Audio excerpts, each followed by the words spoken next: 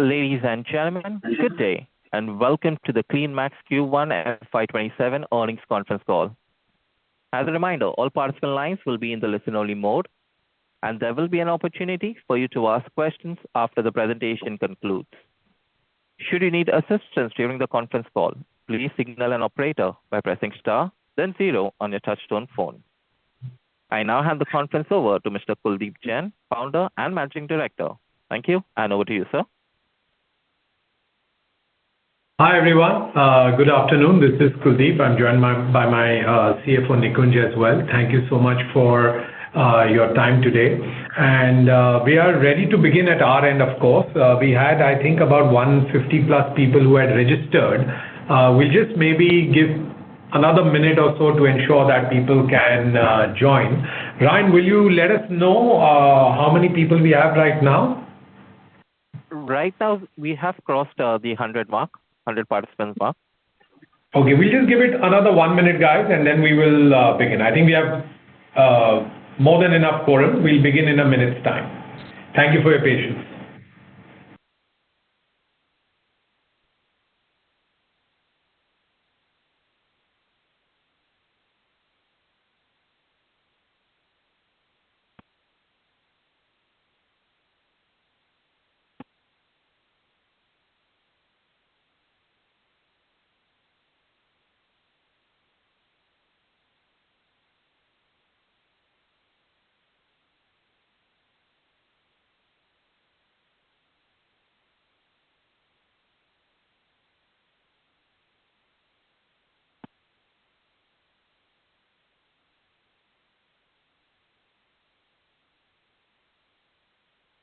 So maybe we will begin now. Thank you, everyone. And Ryan, just give us a count. How many people have joined?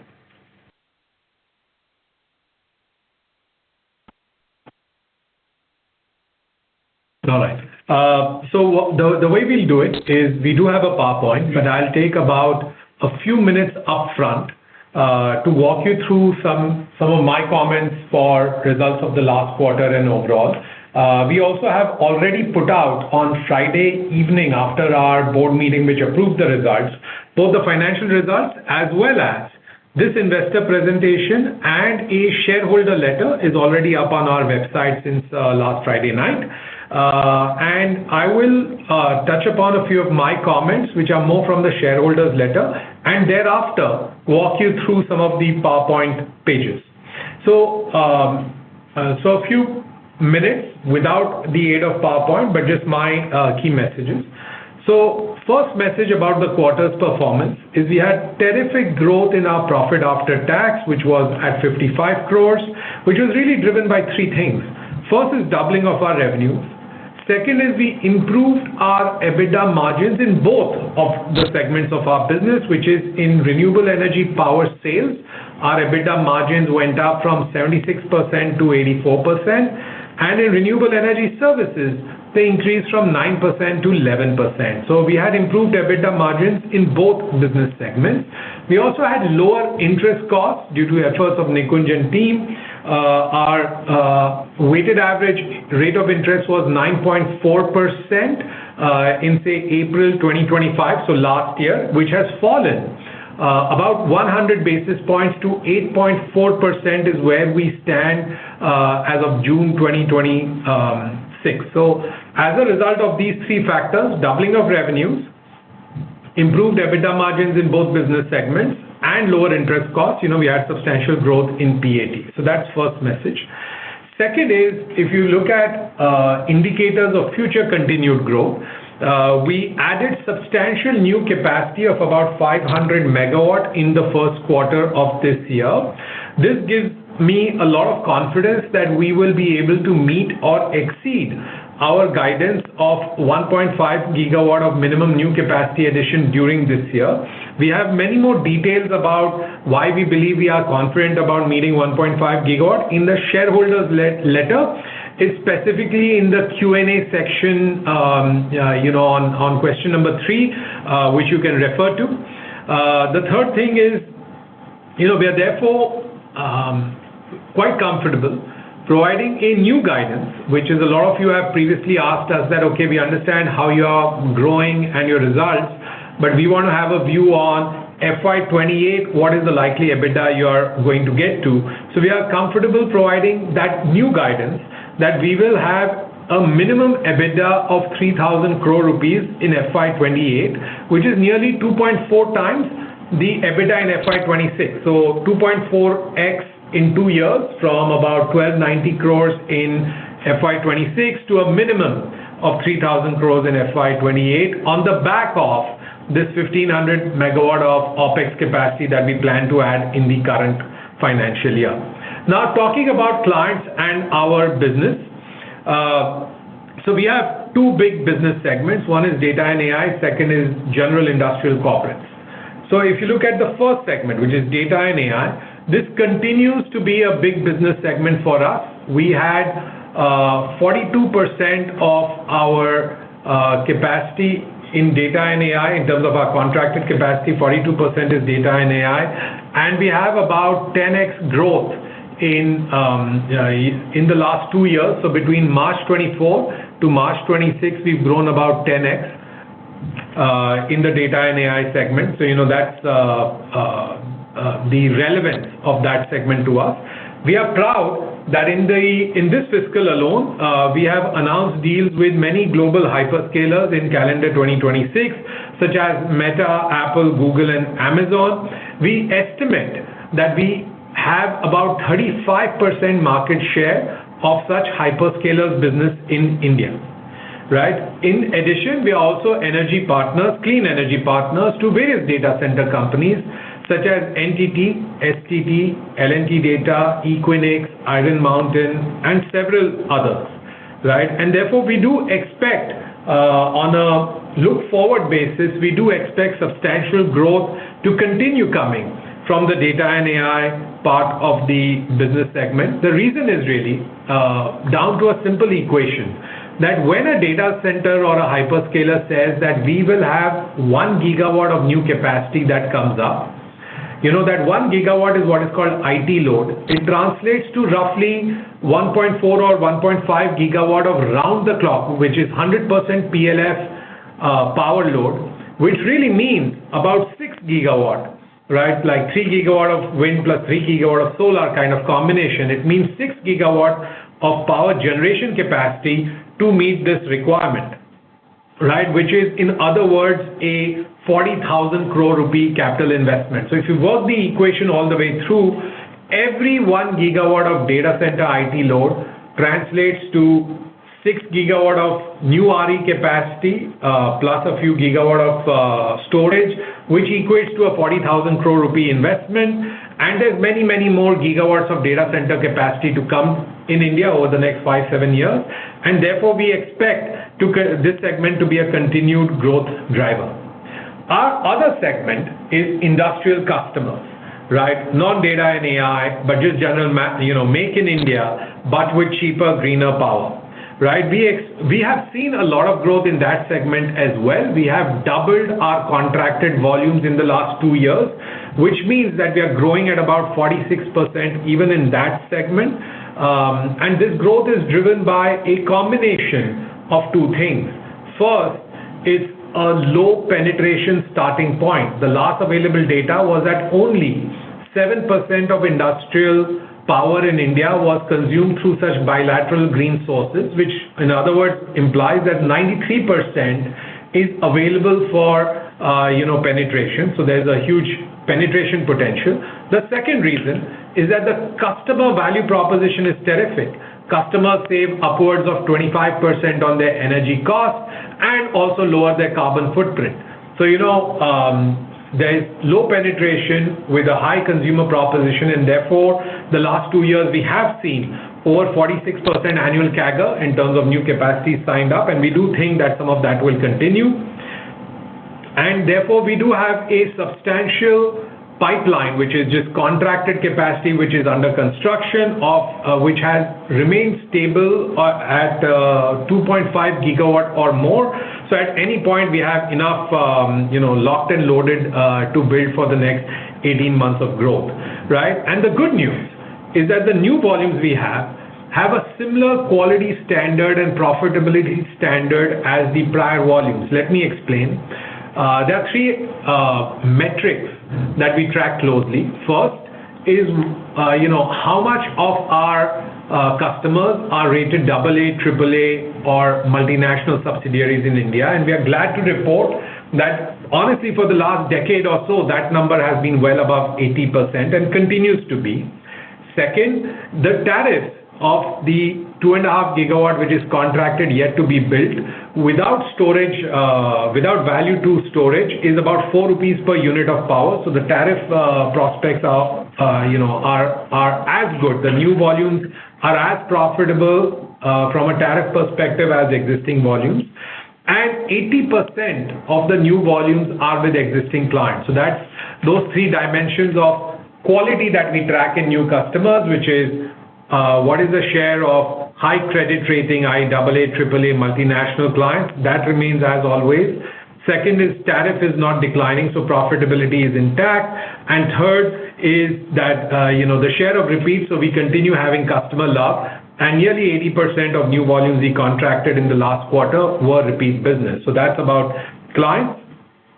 We've also lowered our borrowing costs on project finance from 9.4%, as I mentioned, in April 25 to about 8.4% in June 26. And we are looking to tap the domestic credit market, so the bond markets, for the first ever corporate bond issuance by us. And this is enabled by the fact that recently our credit rating also got upgraded to a AA minus threshold. And the AA barrier is important if you are to do a domestic corporate bond, and that's the market we are tapping into.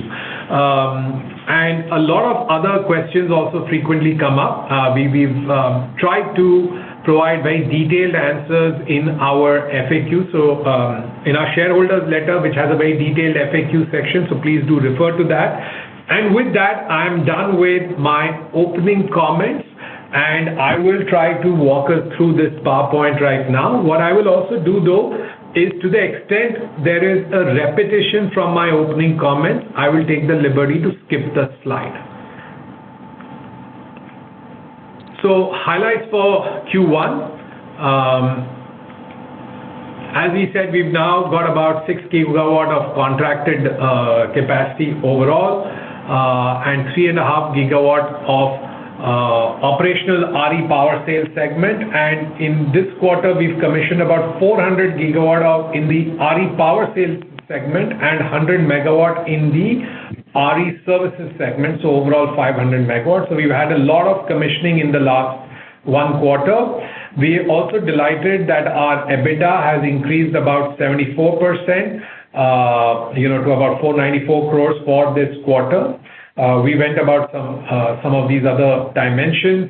And from a quality perspective, we continue to do very well with data and AI clients, and most of our volumes come from repeat business with existing customers.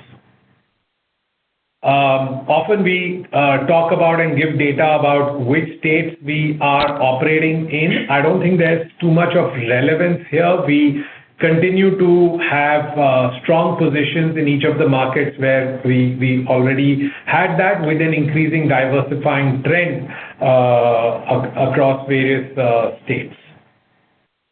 Right, and the total contracted capacity is about 6 gigawatt as of 30th June. Of that 6 gigawatt, 3.5 gigawatt is already operational, and another 2,500 megawatt therefore is contracted and currently being executed. In our RE services segment, we have about 682 megawatt, which is operational because we commissioned 127 megawatt in this quarter.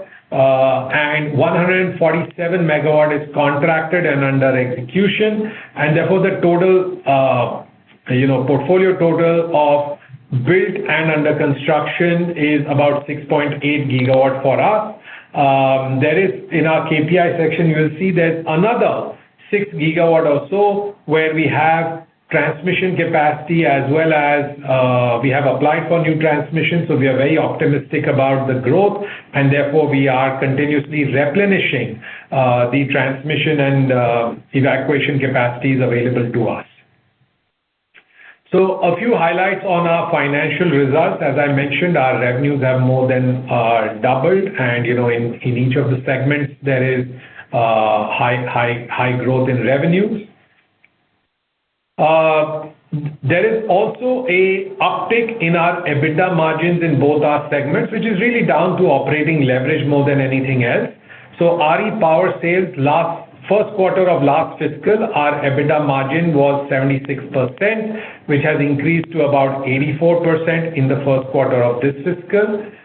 Second business segment is RE Services, which was 8.7% EBITDA margin in Q1 of last year, which is 11.2% in Q1 of this year. So both our business segments have improved their EBITDA margins. And as a result, our PAT has been positive 55 crores for the first quarter of this year, right? And I'll flip over this chart quickly because we went through this in the last fiscal. Our run rate EBITDA has increased. Run rate EBITDA means EBITDA from all operational assets as on that day for the next 12 months. So at the end of last fiscal, it was 1870 crores or so. The other, so that's a repeat from really the last presentation. We'll take you through some of these key unit economics. I'll focus on one or two numbers only here, which is if you look at our tariff on the bottom right-hand side, the operational portfolio tariff is about 3.93 rupees per unit of power. This is for the existing capacity of 3.5 gigawatt. And what is under execution? So, 2.5 gigawatt is contracted under execution. That is at a tariff level of 4 rupees. So I mentioned that earlier. So we now see in renewables the tariff levels stabilizing to rising.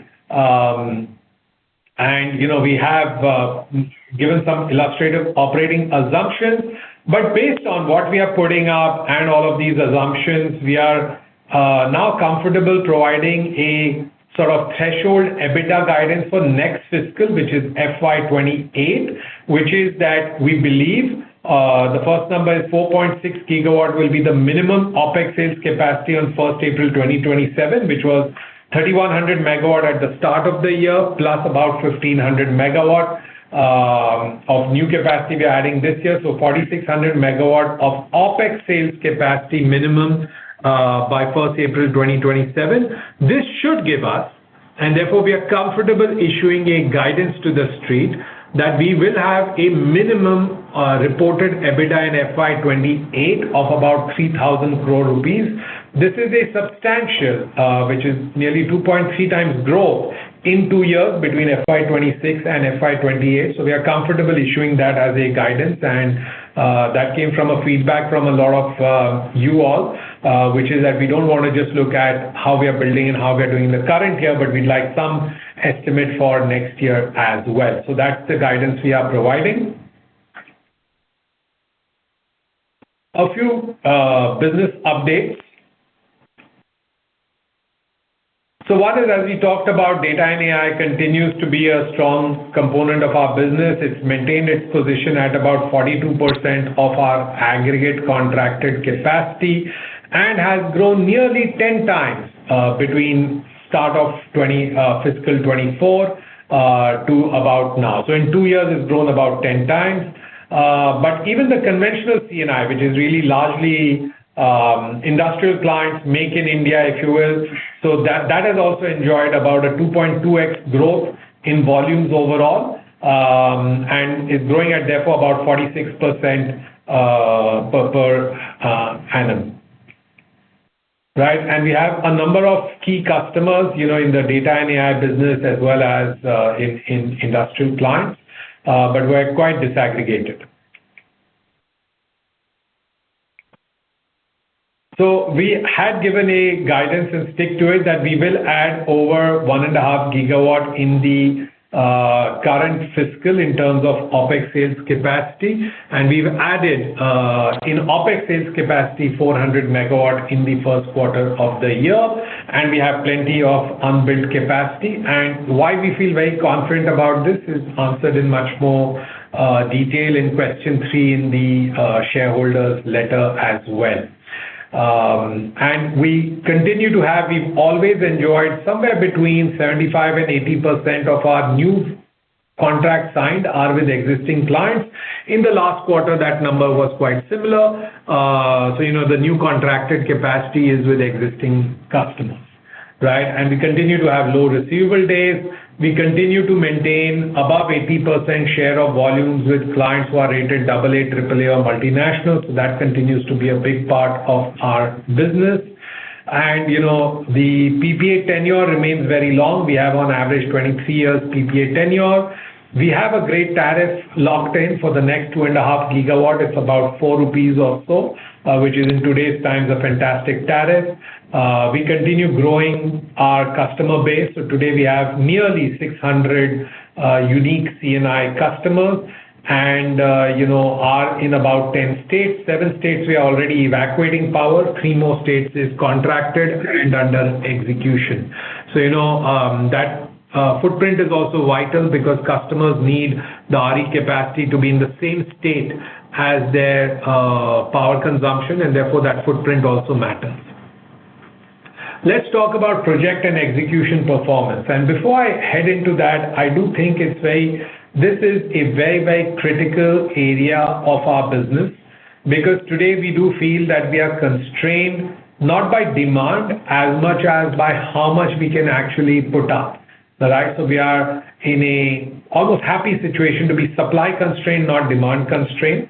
And therefore, firstly, I'm very proud that we have improved the pace of build. So if you came and met us almost a year ago and looked at a trailing 12 months as of June 26, how much capacity have we added? The answer was 450 megawatt in the 12 months prior to 30th June 2026. This reflects our execution capacity. How much you add in a quarter may go up or down, but always looking at trailing 12 months of capacity addition is a useful metric. And 450 megawatt of capacity addition has increased to about 1740 megawatt in the trailing 12 months, which included one CTU project. But even the STU and rooftop part of the capacity addition grew from 450 megawatt to 1200. And we've now started building CTU capacities as well, maybe like one CTU site a year, so about 500 megawatt a year. So the pace at which we are executing has grown to a trailing 12 months run rate of about 1743 megawatts. So, that gives you a sense of the capabilities of the organization has improved to be able to grow at this pace. The second aspect of execution in our mind is on time and within budget, which is very critical in a projects business. And it's important to look at this operating discipline over a long period of time. And we are quite happy that over the last 3.5 years, including the last quarter, we have always come in within budget. So whenever we contract something with a client, the board approves the project and there's an approved capital expenditure on basis of which we have underwritten the project. In each of the last 3 fiscals, as well as in the most recent quarter, we have installed projects below budgeted cost. So, that's a positive for us. Our grid uptime has generally been quite good. So STUs is most of our capacity, is about 87% of our EBITDA is STU plus rooftop. So in STU, grid uptime has remained very high at above 99% kind of levels. And you'd always assume 1% sort of downtime somewhere in the grid. Yes, like many other players, CTU is a problem area for us. We have a project commissioning in Bikaner, at the end of last fiscal, start of this fiscal, where we have about 70% back down and expect that back down to actually continue throughout the duration of the current financial year. But the saving grace for us is that CTU capacities only represent about 13% of our FY27, of our start of year run rate EBITDA, and therefore the impact is only on that 13% or so. So someone earlier today asked me a question. Yes, our EBITDA would have been higher by maybe 8 or 9% if we did not have this back down, but that's the extent of the impact. right? And we continue to do well in our power generation because you can put up assets, but are they generating as per your expectation and as per prior exhibited performance? We always on PLF basis, you have to look at trailing 12 months because of seasonality. Any one quarter is not a good metric of PLF. So we look at trailing 12 months. So in wind, we have marginally improved our PLF. In solar and hybrid, we are almost similar. So I would say in all types of technologies we use, our PLFs have remained industry leading and at a high level. Right, I'll request Nikuj to now walk us through the financial results section of our presentation. Thank you. Thank you, Kuldeep, and good afternoon, everyone.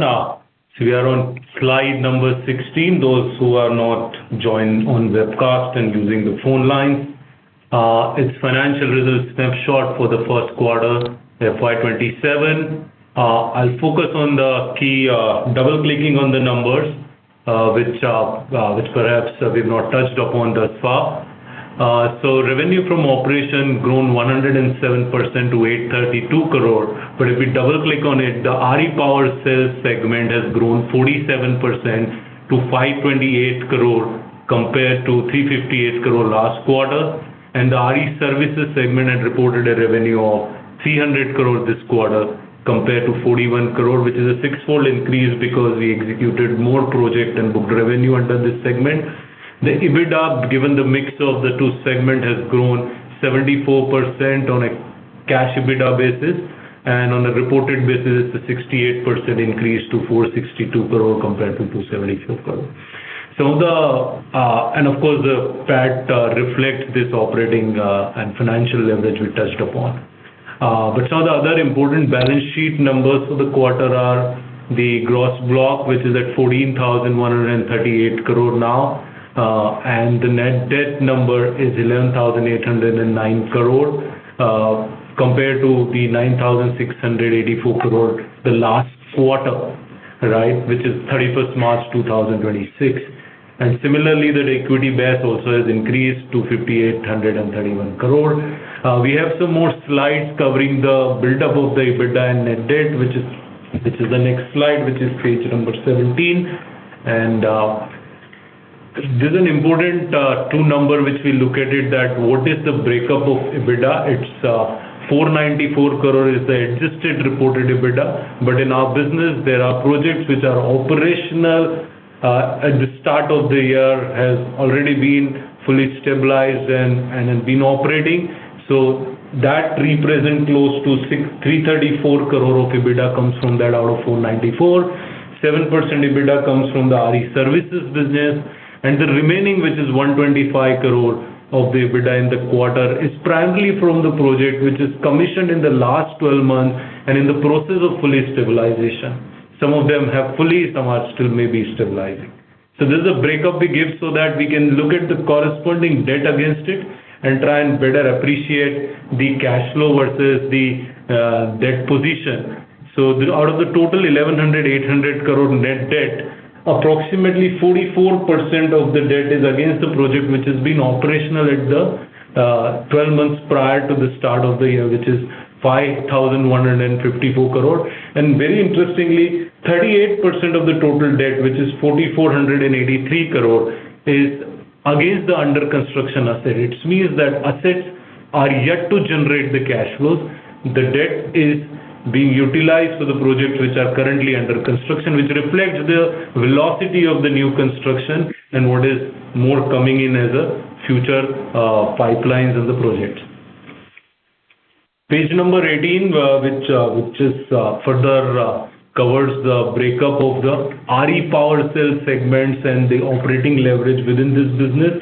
So the gross margin primarily remains in the range of 93 to 92%, so it's more of a flat line, but we see the EBITDA margin continue to expand primarily because of the reason that SG&A to total income continue to decrease purely on account of the operating leverage with the increase in the capacity and the base. So the 84% is approximately 84% is the EBITDA margin for RE power sales business for this quarter, which was for last financial year was around 82%. So So we already, 83%. It's already moved to 84. A couple of years back, it was 75%. So we're already seeing that expansion, and the base, hopefully, it should further continue to expand. Now, this is the last slide for this presentation, and maybe we'll open this for Q&A. Couple of 3 points to highlight here. One is that our credit rating now is AA, which was A+ for the last quarter, same period. So that certainly is a very, very good outcome for us post-listing, and that Kuldeep already touched upon, that this also opens up a DCM opportunity for us. So we'll be coming up with the first domestic bond for CleanMax, hopefully soon. And 23-year weighted average PPA against the 18 to 19-year loan profile is also reflects that there is a very strong asset liability sort of coverage, and the combination of two now reflects on cost of financing, which is 8.4% for the 30th June 2026 compared to 9% and above for the last financial year, 1st April 2025. So this, we believe, is a very good outcome on the financing side for the business, and now we will try to build upon on that momentum as we progress further in the year. And with this, maybe I'll stop the management commentary and open the floor for Q&A. So thank you, everyone. Thank you. Ladies and gentlemen, we will now begin the question and answer session. Anyone who wishes to ask a question may press star and one on their touchtone telephone. If you wish to remove yourself from the question queue, you may press star and two. Participants are requested to use their handsets while asking a question. Please note, participants connected through webcast may post their text questions in the Ask a Question box.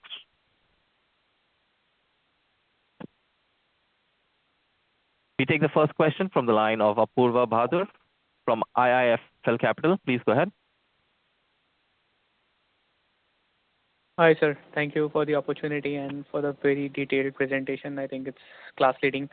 I want to know your thoughts on this deferral of ALMM2. We are one of the beneficiaries, I think. So how are we planning to sort of take advantage of this gap which the government has created? Thank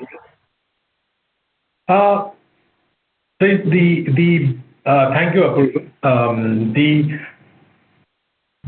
The government has basically said that for all projects which can commission before 31st March, you can continue using domestic modules made with Chinese or imported cells. That's essentially the benefit. And those are available cheaper. The price difference is about 60 lakhs per megawatt, between Indian-made cells and imported cells. So the benefit is about 60 lakhs per megawatt. So obviously the projects which we were planning to build between now and 31st December, or even something which was maybe internally slated for Jan and Feb, we are examining and working on pulling it forward, making sure we can build it by 31st December to take advantage of that. It's tough to give a precise number on how many megawatts that would be, but Apurva, if we are doing 1,500 megawatts overall, you can think about or guesstimate on a per quarter what's the amount of solar modules. So there is undoubtedly some benefit. And in some sites where we have existing clients, PPAs are signed, they were close to making a decision, we are seeing some acceleration of decision making at their end as well. Everyone wants to take advantage of this and capture a little lower tariff, but that is only in a few, I would say, brownfield STU sites, such as in Maharashtra and Karnataka, where we have that ability to build that quickly, that even if someone contracted today, we could actually commission it by 31st December. So there is some benefit.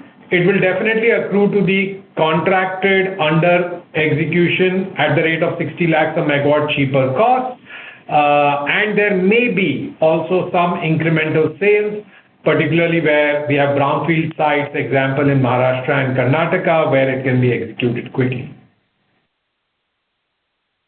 Thank you, Apurva. And thank you so much, sir. And also on the pricing for these modules, are you seeing any drop in the prices or softening of prices because of this delay, or how are we positioned over there? We've not yet contracted. I was in a meeting last week where I was updated that we are under process of negotiation, so it's too early to comment, honestly. It's not yet contracted by us. But fundamentally, between Indian-made cells and imported cells, there is, on average, at least a 60 lakh rupee per megawatt peak difference. Okay. Understood, sir. So just touching on your comment on this 1.5 gigawatt capacity addition target in FY27, I read your shareholders letter and where you have mentioned that 543 of this 1.5 gigawatt will be contributed by the CTU project at Koppal, where 2 bays have been allocated and they commissioned by October 26 and March 27. Can you break down the capacity linked to each of these bays?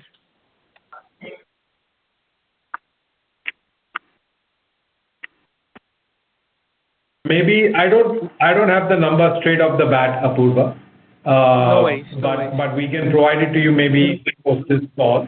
Sure. But it is useful to have 2 bays because what happens is you have some fungibility across bays also. That's also a factor in CTU. And sir, on the second bay commissioning by... sorry, please go ahead. So I was just saying for everyone else's benefit that we have put up the shareholder letter that Apurva is referring to on the screen as well. I don't know if you can increase the font a little bit. People can refer to that this in their free time as well. Sorry, Apurva, but why don't you finish asking your question? Sure. No, I was just wondering about this commissioning timeline for the second bay. It's by March 27. Is it a little too close for comfort for our target, or have you factored it in your 1.5 gigawatt target itself? The probability of meeting this is quite high, even if there's slight slippage in the second bay commissioning. What we do know is even in the first bay there is spare capacity and so on. So we've been given an assurance that look, if you manage to commission right now, the bays are empty enough that there is enough evacuation capacity and there's fungibility across the 2 bays. Okay. So even if the second one gets slightly delayed, we'll still meet our target. Understood, sir. I also go through, I was going through your results, and I think there was one quite interesting observation over there, that there has been a reclassification or an amendment to the debenture trust deed, which has reclassified existing listed debentures from unsecured to secured and lifted the security cover from 0.7 times to 1 times. Why would existing debenture holders need more security? Apurva, if I can take that. So maybe the way the original, so you remember that there was certain corporate debenture issued, part of that is repaid using the IPO proceeds, part still remains. The way our debenture trust deed was written, that the security cover would remain from 0.7 to 1.25. It was a range. So either we have to keep it 0.7 minimum or we take it to 1.25. Given that now we're listed, we are planning another corporate bond, we said that it would be 1x, we are not keeping a range. Otherwise, post repayment, we would have taken it to 1.25. So it's not, it appears like they are increasing, we are not increasing, we are just making sure it's consistent. It's consistent to the upcoming bond where we would offer maybe similar 1x security. Okay, understood. Very clear. Thank you so much. I'll get back in the queue. No problem. No worries. Thank you. We take the next question from the line of Atul Tiwari from JP Morgan. Please go ahead. Yes, sir. Thanks a lot. So just 2 questions. So obviously, over past 1 or 2 quarters, we have been seeing pretty sharp pickup in the battery installations, and many listed players are also getting very aggressively into this game, ordering 10, 15, 20 gigawatt hours of batteries. So the question is, how is it playing for your business, and are your new PPAs also incorporating some kind of batteries? And if not, then how are you thinking about this opportunity? So that is the first question. Thank you, Atul. For benefit of all, it's covered in question number 5 of our FAQ section of the shareholder letter, which Raval is just putting up, right? To answer that, Atul, yes, we agree this is a huge potential growth opportunity for CleanMax and is a natural evolution. Just like in our corporate journey, we started with rooftop solar, we added then off-site solar, then we added wind, we've added carbon solutions, we are now adding BESS, right? It's a natural evolution and something which we are quite excited about. Now, what are all the things we are doing? First, this is in the where we stand today. We have greenlit our first BESS investment already, right, which is our STU project in Rajasthan, and have also signed MOUs with 3 clients in the past 1 month alone. Because for us, just go up. I was here. We have also signed MOUs with 3 clients in the past 1 month alone, right? Because for us, we cannot just put up a blind BESS investment. We have to sign up with a customer to pay for that BESS investment, right? That's what we are doing, and we've done MOUs with 3, and we do see strong tailwinds here, right? And we'll talk more about this. Next page. What are the opportunities which we see over the next 3 years? Yeah, please. Sorry, I'm not finished, Atul. We are seeing with C&I customers, right? I'm not talking about where the DISCOM has a tender. As you all know, we do not participate in DISCOM tenders. In the C&I market, we are seeing 3 kinds of opportunities. One is in solar-only states where, like Uttarakhand or Haryana, where wind resource is not available. BESS allows us to pair daytime solar generation with storage to improve the energy offset customers can get, right? That is one type of market we are tackling. Second is, in some markets, the grid has now started creating more of a price differential between daytime and evening peak power. Maharashtra is a good example. They have made daytime energy cheaper as a DISCOM and said we will charge much more of a premium in evening peak. And that's therefore customers are saying, hey, can you store some power and give it to us in the evening? And third aspect is we are already seeing a few customer tenders out for BESS as a service, because some very large customers may have contracted with multiple people, may need BESS as a service. These are the 3 kind of segments or opportunities that we are targeting, right? And it is very valuable because it helps improve, if you do solar plus add BESS, it helps increase the offset of power that you can offer a customer. It essentially enlarges the addressable market for CleanMax. Therefore, we are very serious about it.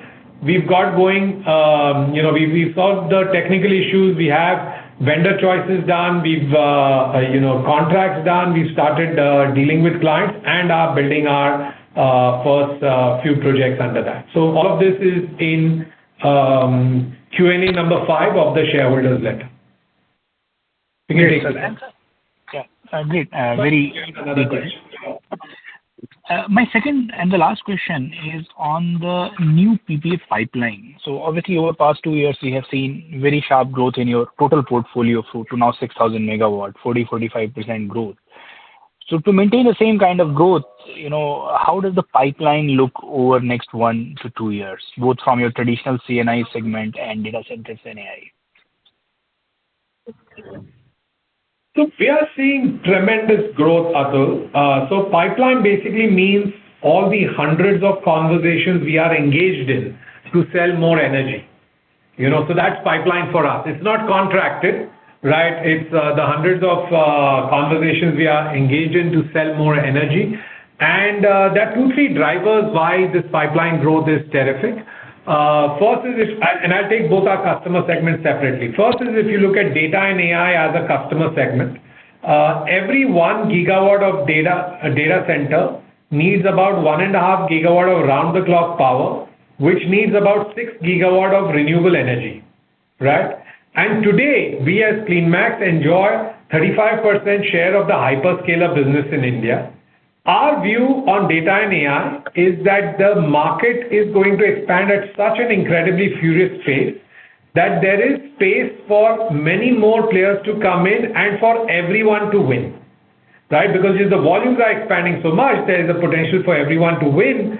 But certainly in this, we feel confident that existing proven suppliers like us who have contracts with all the data centers as well as with all the hyperscalers will get a more than fair chance to get our size of pie. And if the data center market increases by say 5 gigawatt over the next 5 years, or the numbers I've heard from all you analysts are 5 to 10 gigawatt in the next 5 years, then that means about a 30 to 60 gigawatt, 30,000 megawatt to 60,000 megawatt of new renewables needed to supply 75% of that data center capacity. So therefore, we feel very excited about that portion of the market, and it reflects in the conversations we are having with clients. The second part of the market is Make in India, but with cheaper, greener power. And there we feel excited about two things. First, the customer proposition is great and the penetration is very low. So customer proposition, why should a corporate adopt green power, is because they save 25% on their power bill and improve their ESG score, lower their carbon footprint and so on. So अच्छा काम करने के लिए अच्छे पैसे बच रहे हैं, right? So the customer proposition is great and the market is very, very large. So this is there in our other investor presentations as well. It's a 3 lakh crore rupee EBITDA market, just RE generation, just C&I market on RE generation valued at say even like 3.6 rupees per unit of power at a generation bus bar is worth 3 lakh crores of EBITDA pool over a period of time, currently. And this EBITDA pool is growing, but the penetration of this pool is very low. Only about 7 to 8% of these customers are today buying green directly, so the penetration potential is very high, and therefore the opportunity is big. And the way we are tackling it is, of course, doubling down in the biggest markets where we are quite strong, such as Gujarat, Maharashtra, Karnataka, and Tamil Nadu. These are the biggest industrial markets in India, and we are doubling down on that. But also, we are entering new states where we were today not present. So, for instance, we have new transmission capacities in states like Uttarakhand or Andhra Pradesh and Rajasthan, which we are now constructing in. So, both low penetration hai nationwide, so that's huge opportunity. Of course, there's an opportunity to do a lot more in the biggest markets of India, where we are the market leaders, and there's potential to enter new states. So therefore, both in data and AI, as well as in Make in India segment, so data and AI is 42% of our volumes, Make in India is 58%. In both those segments, we see huge potential for growth for the reasons I explained. Great, sir. Thank you. Thanks a lot.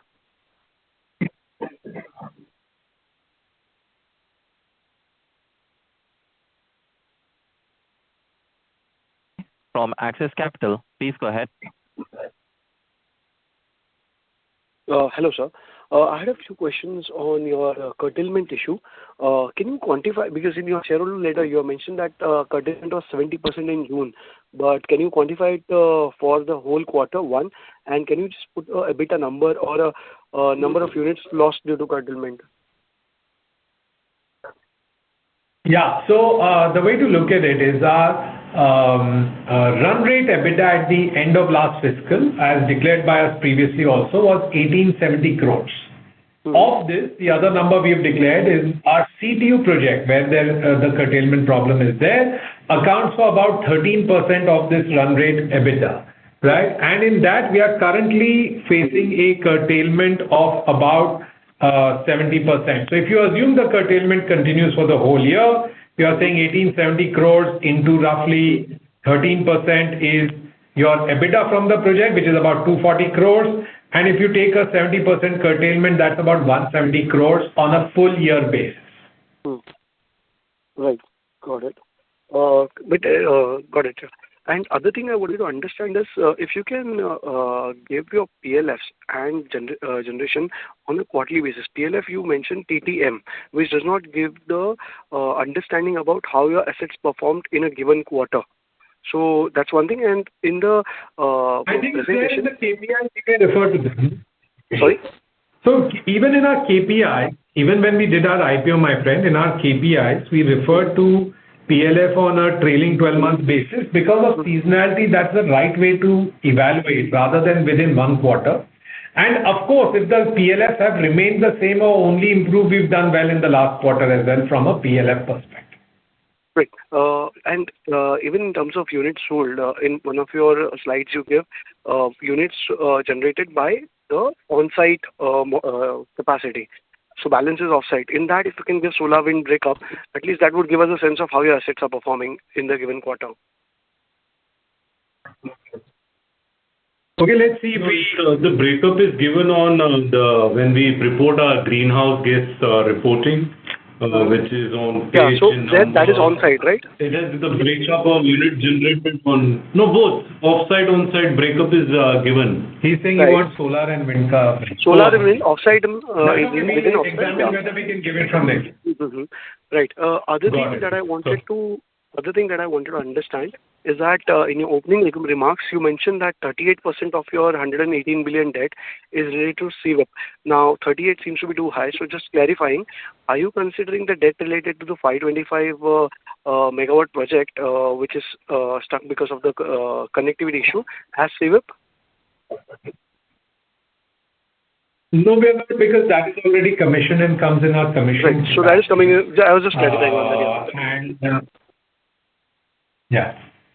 Right. But we do have the happy situation of very high growth, right? And therefore, though all those projects are in very late stages of construction, so certainly all the equipments are already at site and so on, and therefore the CWIP debt is high because the capacity being built is high. The EBITDA that will be generated from such capacity is high as well. Right. Got it. Right. And the last question from mine is if you can tell us about the capex that was done in Q1. No, we can't. We can tell you about the capacity that was commissioned, which we have, that we added about 500 megawatt overall. 400 megawatt was in our RE power sales segment. Slightly above 100 megawatt was in RE services. Right. We don't have a breakup of fixed assets growth, but we can maybe get back to you offline on that. Right. Sure. No worries. Those were my questions. Thank you. Thank you. Thank you. We take the next question from the line of Nirmal from Aditya Birla Sun Life AMC. Please go ahead. Hello. Thank you for the opportunity. Sir, my question was in case of EAPA or the BPPA contracts, where we are essentially acting as merchant agent for hyperscalers. So my understanding is that when the merchant prices in solar hours are moving down, how does it impact the way hyperscalers look at this? And is this understanding correct? So two things. Firstly, when hyperscalers sign up to such contracts, all of our contracts give them the right, the customer the right, to either take the power directly to their data centers in India or to use it as to buy the energy attribute offset. So that right is really with them, and the way they think about it is that as and when their data centers come up in India and the energy load ramps up, typically the intention is you will then consume the power directly. But that option is left to them. Second thing is that under an EAPA or a BPPA contract, the net tariff to us is identical irrespective of what is happening in the merchant market. So whether, for instance, the solar power is being sold in the merchant market at 1 rupee or 3 rupees makes no difference to us, because we are to get the assured revenue on a per unit basis, which is typically like 3.7 rupees or thereabouts. I forget the precise number, but we are to get the assured revenue on a per unit basis, which is what we continue to get. And therefore, it makes no real difference to us. So, I think they are still quite gung-ho about such contracts, because most importantly, all of them, I think, have large data center in India plans. So they are not looking at India as just a market from which to do EAPA or BPPA contracts. They are looking at it as a big data center market, and therefore they may have India is also a good place to source RE power from, because you could use it to offset India and non-India, offset requirements till such time as your data centers ramp up. That's how they are looking at it. Okay, sir. Thank you. My second question is, historically, hyperscalers have chosen us as a preferred partner. As you mentioned, we have 35% market share. So just wanted to understand what are we doing differently here? So we are glad that we have, over the last many years, strong relationship with each of the hyperscalers, with many deals done over multiple years, and therefore credibility as a vendor built through that, which translates into, as of today, we have about estimated 35% market share of the hyperscaler business in India. And some of these, what all we have done with each client is listed on the left-hand side of this page. It is, I don't think hyperscalers necessarily have preferred vendors or they only work with X or Y. The way we look at it, or what we have learned in our dealings with them, is that their volume requirements are so incredibly large that they will need multiple vendors to supply to them. And therefore, even as they have announced data center contracts with multiple players, you've all been privy to recent announcements, they have simultaneously contracted clean energy requirements with players like us. We feel very confident about our relationships and our work, and we do think that this market share of hyperscaler deals is currently very high at 35% plus. I think that will come down, but as a share may come down, but if the volume just explodes, that's fine. It's quite a few gigawatts for us in this segment in itself. Thank you. Okay, sir. So just my last question on competitive intensity. Many big players like Adani and Reliance and also NTPC have expressed their desire to come into the C&I space. How are you looking at this? Of course, you mentioned that it's a very large EBITDA pool, but how are you looking at it going ahead? See, the good news, we've been exclusively focused on the C&I market for the last 15 years, and therefore created huge advantages such as 600 customers. These customers also often require to put 26% equity, so we have nearly 100 SPVs with client equity in them. And 80% of our new volumes every year is repeat business through these clients. Second is execution difficulties in C&I, because you do need capacity in every state where people have a requirement. You can't just put up one big plant, whether in Kutch or some desert or so on, and supply everywhere in India to the C&I segment. And the average PPA size is only about 13 megawatt in this market. So all of those are the challenges, and our advantage is a strong base of clients, high share of repeat from those clients. That's how we power our growth, and presence across 10 states to supply to those customers. Obviously, as the market grows, as people realize that this is a higher profitability, high growth segment of the market, they are announcing their plans to compete here. But we have been the proven market leaders for the last 15 years, and therefore we feel very confident about getting our share of the pie. That said, it has always been and will remain a fragmented market. So we may be number one, but as per some recently released statistics, our market share is about 14%. So it's not a winner-takes-all market. It used to be 12%. I think it's increased to about 14% now. But it's not a winner-takes-all market. If our share is 14%, it means everyone else is splitting 85% between them, right? So there's ample scope for everyone to play. Thank you so much, sir. Thank you.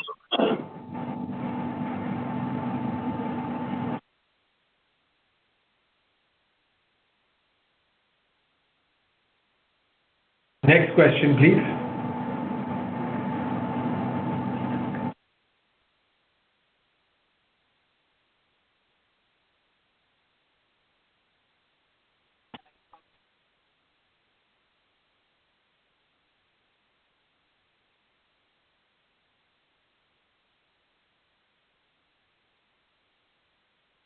We lost our administrator.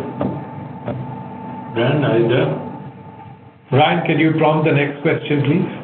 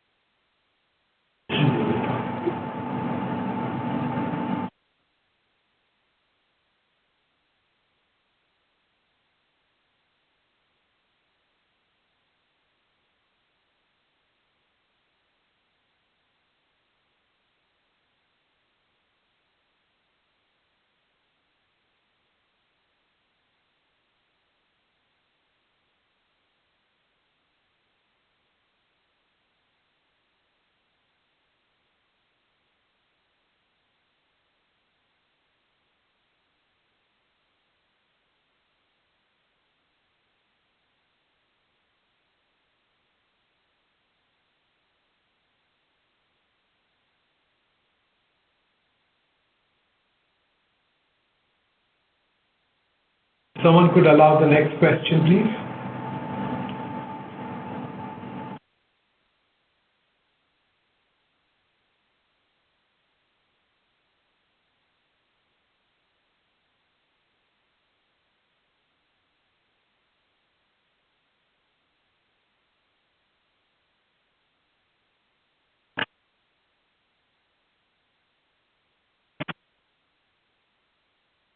Hello. Yeah, hi Ryan, I think you're back now.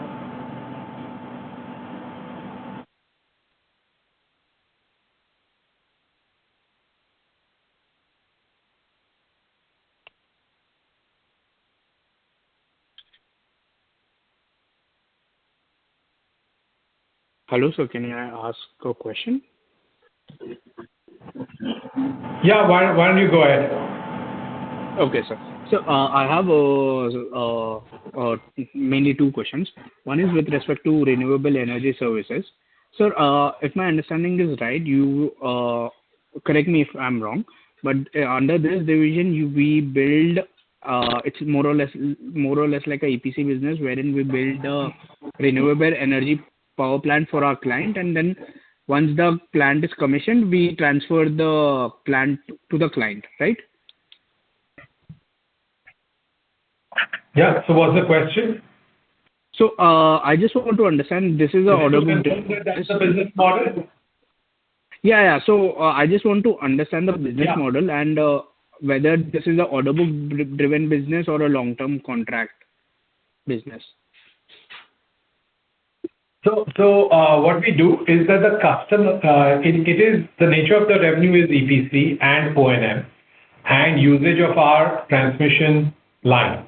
And the way it works is this is only done for corporate customers. So it's still for C&I customers, but some customers may make an internal decision to deploy their own capital expenditure, to own their own facility. And our clients who have publicly talked about this include Sun Pharma, Himalaya Drugs and Chemicals, Honda Motorcycles, and many others. So they may make an internal boardroom decision to invest their own capex.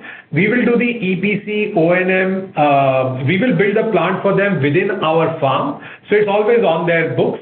And our source of revenue here are two types. One is upfront margins of EPC on building it, and the second is sustained annuity business from doing O&M and allowing them use of our common transmission infrastructure in our solar and wind farms. So we have a mix of both one-time as well as recurring revenues in this business segment. It is an order book driven business, and currently the order book in terms of capacity that we have is 147 megawatt, which Raval is pointing out in which is contracted yet to be executed. What's the order execution cycle for this business? The order to execution is definitely within 12 months. Yeah. Maybe even shorter, but it's definitely within 12 months. Understood, sir. Sir, earlier, with respect to the guidance, the management mentioned that 300 crores EBITDA for FY28. This is from renewable power sale only, right? Or is it including the renewable energy service as well? Yeah, we give a corporate level EBITDA guidance, so it's obviously including both. Understood, sir. Sir, what's the peak, last question from my side. What's the peak debt can we expect by FY28, sorry? What's the? Peak debt can we expect? Repeat your question, please. Hello, can you hear me, sir? Yeah. So we've given, if you look at this page 10, we have put it up right now. We have provided that the steady state net debt corresponding to this 3,000 crore EBITDA will be 16,000 crores. So we may have more debt then if we have debt for under construction assets, but we are saying like to like, when you have 3,000 crore of EBITDA from those assets, the debt will be about 16,000 crores for assets corresponding there. Understood, sir. Thank you so much. Thank you. We take the next question from the line of Puneet Gulati from HSBC. Please go ahead.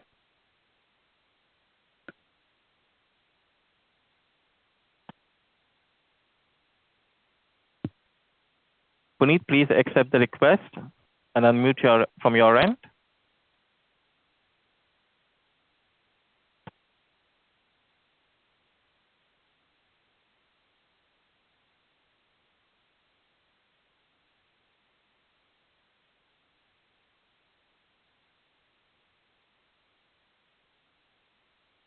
Since there is no response, we'll move on to the next question, which is from the line of Ishan from Antique Stock Broking. Please go ahead. Yeah. Hi, sir. Thank you for taking my question. I just wanted to know if you could tell some color on BESS, wherein, what will be the tariff jump using the BESS and to offset the 70%-75% of energy for the customer, how many hours of BESS we are talking about? And what would be the CapEx? Right now it does not form a substantial part of our CapEx program really for this year. Therefore, firstly, from a materiality perspective, it is not material, right? And it would be about 2 hours of storage is what the numbers correspond to. So that's what we are willing to talk about right now. And how much will be the jump in tariff using this? Typically, we have seen that we need about 3 rupees or so for just the 3 rupees or more for just the service of porting the electricity from daytime to evening. There may be more for generating the electricity in the daytime, but just the BESS as a service would be closer to 3.5 or more is our expectation. Got it. And secondly, I see that in our under construction book, from last quarter to this quarter, the tariff has gone up from 3.85 to 4 rupees. Just wanted to understand what was the reason for it. And secondly, with the extension in ALCM, the benefit will be passed on to the customers, or will it be like our reduced CapEx and thus our increased returns? So I don't think the ALCM reduction or the ALCM benefit is a humongous one. It'll really apply to the volumes we were anyway building over the next 3 to 4 months. Those are contracted quantities, and therefore there is no sort of tariff renegotiation there. The CapEx risk or benefit is to our account. So that's on the next 4 months of this ALCM issuance. And yes, the tariff is up now to about 4 rupees per unit of power. For those already operating, it's about 3.93. So those are the facts. Got it. Thank you.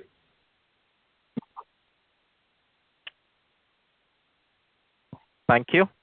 We take the next question from the line of Puneet Gulati from HSBC. Please go ahead. Yeah, thank you so much for the opportunity. My first question is on the, you had on 31st of March, you provided the data of run rate EBITDA at 1,870. Do you have a similar number as of 30th of June based on the capacity?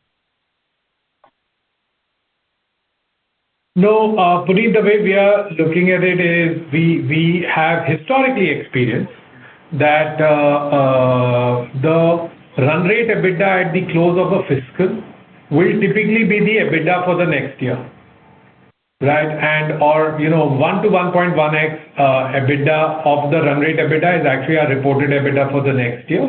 But of course, there could be many issues which affected one way or the other.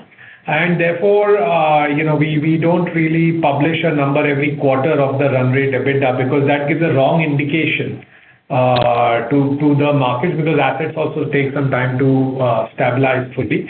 So, the way we would urge you to think about it is what was the run rate EBITDA end of last year, and therefore what is the likely EBITDA for this year. That's how to look at it, and I think run rate EBITDA numbers are better looked at on a end of fiscal basis. Understood. Secondly, on your data center contracts, are you still experiencing more 12 to 15 megawatt size contracts, or have the size of contracts started increasing now? We are, I think, overall seeing that, so firstly for our STU business, right, which is not with hyperscalers, is with either Make in India customers or is with data centers located in the likes of Mumbai, Chennai, Bangalore. There, the average per PPA is still about 13 megawatt or so on an average basis. Now, of course, our largest contracts there also would be about 150 megawatt. You must have read a recent public announcement we signed with GACL, something to that effect. As well as, I think even with the data center clients, the average size of contract is obviously above 13 megawatt. 13 megawatt is for the average for all the deals signed. For just data centers or for some of the largest deals, it's obviously higher, even in the STU segment. Now we have CTU segment, which is more for the hyperscalers, because their requirements also at a different scale. In that segment, the average deal size is maybe, I think maybe about 200 megawatt per deal, right, would be the average. I don't have a firm number, but maybe 200, 250 or thereabout. So that market for hyperscalers is, of course, very large deals. And that's currently at VPPA level, right? Not the actual supply. That's currently at VPPA level, but all of them have the option and I would hazard a guess, even the intention of taking direct supplies of those energy contracts into their data centers as and when those data centers begin operating. Because the hyperscalers today, while they are building and have announced plans and so on, they are not actually power consuming data centers owned by them yet. Understood. And lastly, you won about 300 plus megawatt contracts in this quarter as well. Is it possible to get some sense of what sort of tariffs you would have experienced, given that some of them will also have a BESS component, especially in Rajasthan? So overall, our two things. We're not giving quarter by quarter tariff numbers, but for 2,500 megawatt contracted yet to be built, which is the number as of 30th June, 2,500 megawatt contracted yet to be built is about 4 rupees per unit of power. And out of this 2,500 megawatt, only about 150 megawatt or so is in the state of Rajasthan. So it's obviously not significant, Puneet. It's about 6-7% of that total component. And of that 6-7%, some 5-7% must be BESS. So, it's not a significant number at all. And I think the way to look at that 4 rupees tariff for 2,500 megawatt is this is what we are getting now without BESS. Right? That's practically how to look at it. Understood. And lastly, as I said earlier, our internal estimates suggest that we need 3 to 4 rupees per unit of power for BESS as a service, which is just the act of porting the electricity from daytime to evening. Okay. 3 to 4 rupees per unit. Okay. And lastly, just on the excluding cost of generation. Okay, excluding cost of generation. And lastly, on the EBITDA side, there is a 31 crore of unallocated EBITDA. If you can just shed some light on that as well. So, this is how the accounting part is done. The full EBITDA, because there are certain expenses in the EBITDA. The revenue is easy to allocate between two segments, but there are certain expenses. Given our business, it's not very easy to just allocate based on the megawatt basis, so that remains unallocated. It's more of a accounting.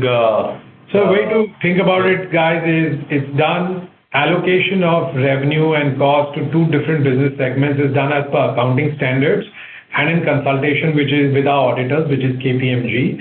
And therefore, as per those accounting standards, there would have been some unallocated cost or EBITDA, which is sort of therefore identified that way. Okay. And just one more from my side. Any update on Bikaner 2? When do you expect, the transmission line to fully get built and curtailment to completely go away? Anything you've heard from PGCL side? We don't know, honestly, and this number keeps changing, and therefore we think we should all be prudent and assume that there is heavy curtailment for the rest of the financial year. Obviously, we fully respect and admire the speed and effort that the power grid and the government is making to rectify the issue. They are fully charged with it, and there's a lot of interaction which happens between all members of the renewable energy industry and the government, but it's difficult to hazard a guess. So I would say that to be conservative, we should assume it continues for the rest of the fiscal. Understood. That's very helpful. Thank you so much and all the best. Thank you, Puneet.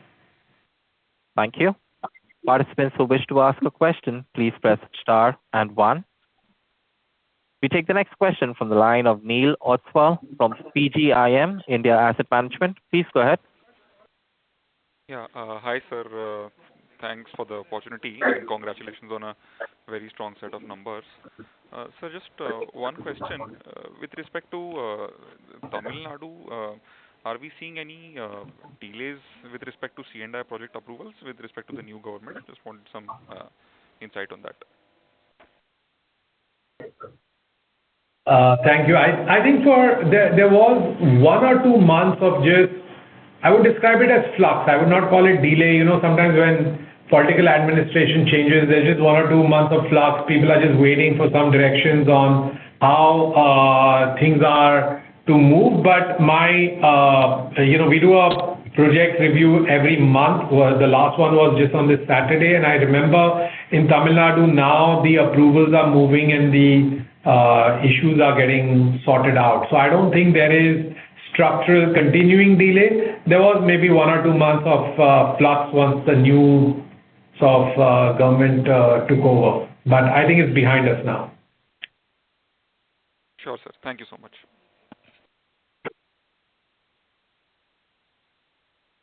Thank you. We take the next question from the line of Rajesh Vora from Janmay Venture. Please go ahead. Good afternoon, gentlemen. Congrats on strong growth and numbers. And I think the investor disclosures are amongst the best, so well done. I would like to ask, what is the competitive advantage your company has vis-a-vis competition in this business, and what is the market share we have? So, Rajesh, thanks for your compliment. And I think the competitive advantage is around 2 or 3 things. First, in this business, any customer is contracting for the long run and therefore has a fairly high degree of has therefore some amount of risk because they are contracting for 23 years. And typically on day 1, a customer is putting in equity for a plant which is yet to be built. So the customer wants to be careful that whom am I doing this with and what is the certainty or the de-risking on the project coming up and therefore my savings starting. And therein the fact that we are already present in 7 states, have been the market leaders for the last 15 years, and have a pool of 600 plus customers who contribute typically 3/4 or 75% or more of our new volume growth every year is a huge advantage. So that's one aspect of it. Second is even this customer needs, whether he's an existing customer or a new customer, needs two or three key things from us. One, a mix of wind and solar power in states where you can have both, because just solar power is not enough. You need wind also to complement and meet evening peak and nighttime loads, whereas solar is more a daytime load.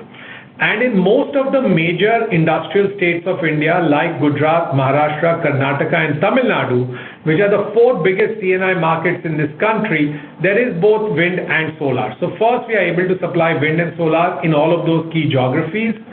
Second, we are able to, because of our scale, we have very large sites in each of those states and an ability to add brownfield capacity relatively quickly. So that gives customers the confidence that this capacity will come up relatively quickly. So that's the second sort of advantage that we do enjoy. So I think one moat is around 600 customers, 80% of our new volumes from them. And it's a real moat because customer has a risk of investing equity and what if the project doesn't come and so on. So, that's an important one. Second is, the fact that we are able to do both wind and solar and offer power across 10 states because that's an important requirement of those customers. And therefore, in a market where in group captives, the average size per PPA is about 13 megawatt, that does become a critical success factor and advantage. And a root cause I always say, sir, is that, what differentiates us from some of the other players, and all the big boys have at different points in time tried very hard to win in this market. But what differentiates us is the fact that sheer focus, this is 100% of our business for the last 15, 16 years. Yes, we appreciate that for a lot of big players, they feel that this is an attractive segment of the market and we should do something there. And all of you analysts only go and tell them, look at their without storage tariff is 4 rupees, what is your tariff? So, they feel the need to also say we will compete, but we feel very confident about our ability to continue winning. Lastly, I would highlight that this is not a winner-takes-all market. This is a highly fragmented market. Even a market leader like us has 14% or so market share. So, we don't need to win every contract, right? We are not in every state. We are not in every client discussion. That's fine. Very, very useful, very interesting perspective, Kuldeepji. The second question I would like to ask is, given the enormous opportunity that your business has, what is the current organization team and infra setup in terms of capabilities? What level of renewable power installation that we can run successfully on an annual basis, let's say 2-3 years going forward? Sure, sir. Thank you. I'll answer it in two ways, sir. One is, as you've seen over the past 12 months already, we are adding at the pace of about 1750 megawatt a year. This is what we've demonstrated in the past 12 months. So we've proven that our organizational machinery, whether that does project development, which is land buying, evacuation, and so on, or that is engineering, supply chain management, project execution, they can all deal with capacity addition at this pace. So this is one thing we've worked very hard over the last 2 or 3 years to increase our organizational capacity. 2 years ago, we were adding 500 megawatt a year. We are now adding more than 1500 megawatt a year. And we've demonstrated that by doing 1700 megawatt in the trailing 12 months. So that's firstly demonstrated organizational capacity. That said, sir, in any business which is growing so fast, it would be wrong to say that we have no gaps or no teams which do not need improvement. It is just not, I would say that someone is lying if they said that. And while on an analyst call, it would be inappropriate to share specific areas, but I can assure you that in just last Friday's board meeting, we did discuss 5-6 areas of gaps and what we are doing to address them with the NRC subcommittee of the board. So it is something which we consistently do to ensure that our organizational capacity to keep growing and expand into the bigger shoes we are getting into is intact. That's very useful. If I can ask the last question, in the last couple of years or since March 24, AI data center segment has grown something like 10x, right? Yeah. And non-data center industrial customer has doubled, right? That's right, sir. Yeah. Okay. So this is the page which shows that. Yes. Wonderful. So my next question is, can we repeat that in the following 2 years? Or is there a potential? Sir, if you look at it this way, the way I would look at it is we've had a 3x growth in contracted capacity in the past 2 years. So, 1850 megawatt has gone to 6,000 megawatt. And I don't think we should just look at it on a multiple basis, but let's look at it in terms of contracted capacity we've added is about 4,000 megawatt. So I would think that, yes, could we meet or exceed 4,000 megawatts over the next couple of years? The answer is yes. If you say, could we triple from here on in the next 2 years, I would say that we would then have signed contracts which we cannot execute, because that's also the danger in our business. You cannot sign what you cannot build, else there'll be penalties on you. Absolutely. Or you will suffer in your customer relationship. So you cannot sign what you cannot execute, else you use your trust with clients. So I think the law of large numbers means that it can't be 3x from here in 2 years, which would mean that 12,000 megawatt more in 2 years, possible to sign, not possible to execute, right? But we certainly think that megawatt-wise, we can do as much or more in the next 2 to 3 years. That's really wonderful. Thank you so much, Kuldeep ji, and all the very best. Thank you. Thank you. Ladies and gentlemen, with that, we conclude the question and answer session. I now hand the conference over to Mr. Kuldeep Jain for his closing comments. Thank you all. Really grateful for more than 100 people to have joined, and thank you for your support and encouragement. And of course, to all our investors and analysts, we always say that we are always available for follow-up discussions and meetings, and please do not hesitate to reach out to us through Raval, who heads our function. Thank you, everyone.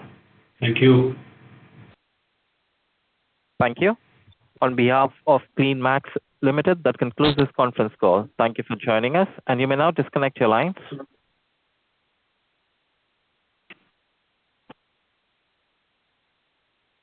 Goodbye.